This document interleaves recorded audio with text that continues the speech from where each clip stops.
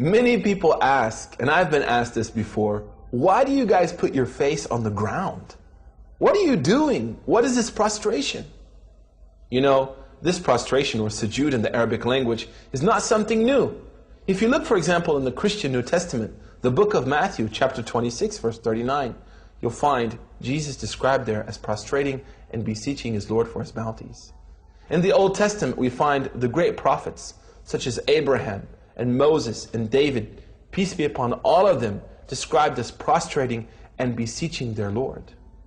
What this shows us is that Islam is not a new message.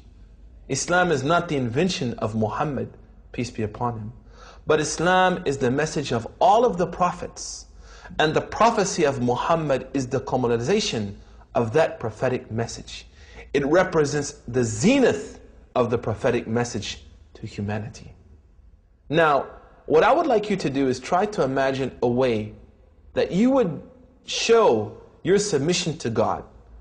What would you do? What act would you exhibit if you wanted to show your submission to God?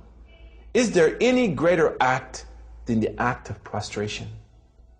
I challenge you to prostrate to your Creator. Malcolm X, a famous convert to Islam, said the most difficult thing he had to do when he became a Muslim was to destroy the arrogance in his soul and prostrate to his Lord. And he said the reason that it was difficult was not because of his arrogance, but he knew that once he prostrated to his Lord and he tasted the sweetness of that prostration and submission, he would never prostrate to anything else again.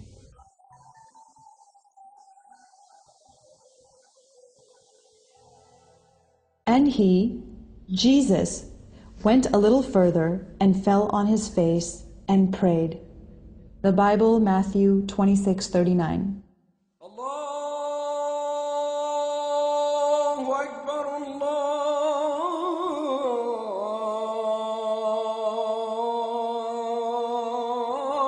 Akbar.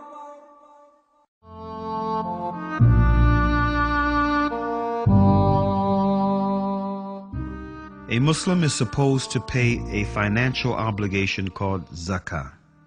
All Muslims should spend 2.5% of their cash savings that were unused for a whole year on the poor, the needy, the homeless, and the orphans. In the early ages, zakah played a major role in freeing slaves. Muslims used it to buy slaves and free them on the spot. 5 to 10% of any agricultural income. 5% is the percentage applied on those who have irrigation systems. 10% is the percentage applied on those who have no irrigation systems, but they depend on rain because they don't have much costs coming out of their pockets. 20% of any extracted resources or minerals, like petroleum, which means that governments, before they go buy arms and weapons for their armies, according to this ritual, they should spend at least 20% of their resources on the poor, the needy, the hungry people, and the homeless. And guess what? This is not a charity. Zakah is the right of the poor on the rich. Muslims do spend in charity, which what they spend in addition to the zakah. One of the traditions of Prophet Muhammad, peace be upon him, is spend with your right hand what your left hand doesn't know, which means without showing off. Do it with sincerity.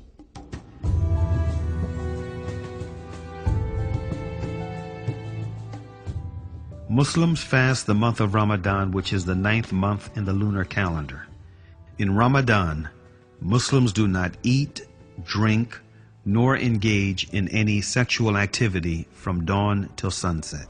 At dawn, one controls himself from approaching the lawful, eating, drinking, or any sexual activity with his wife. At sunset, he can practice any of that again, and this happens 30 times. At dawn, one controls himself. By sunset, he can practice any of that again. And next day, control. Practice, control, practice. Do you see what I'm doing? Looks like a workout. After 30 days, one becomes behind the wheel, driving this body, not his body driving him.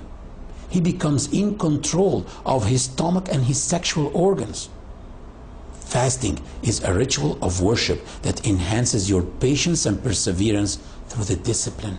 Allah said in the Quran about fasting, O you who believe, fasting has been prescribed on you as it was prescribed on those before you, that you might guard yourselves.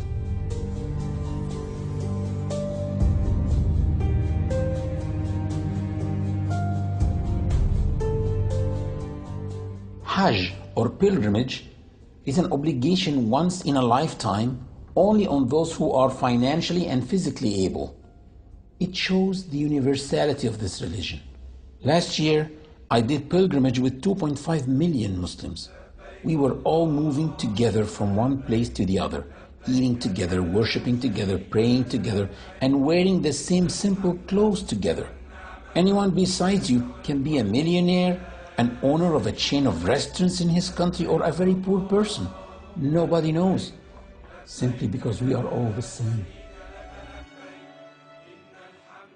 Hajj has changed the lives of so many people, like Malcolm X, who struggled for the rights of blacks in the United States and suffered from discrimination and racism, which in turn led him to have a negative perception of white people.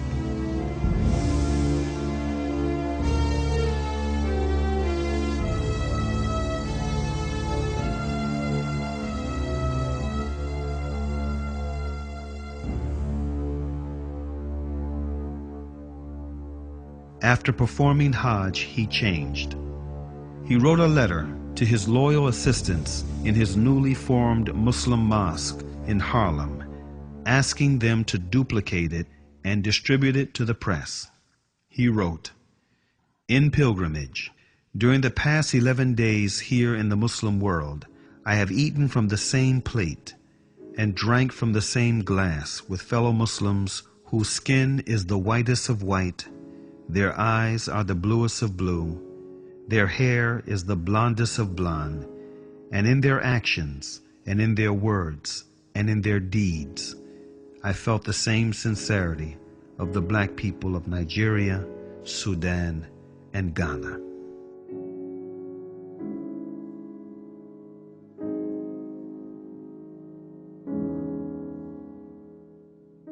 Peace, justice, and security can be attained only when man knows the purpose of his creation. That purpose is to turn to one's Creator, to turn to the one and only God, Allah.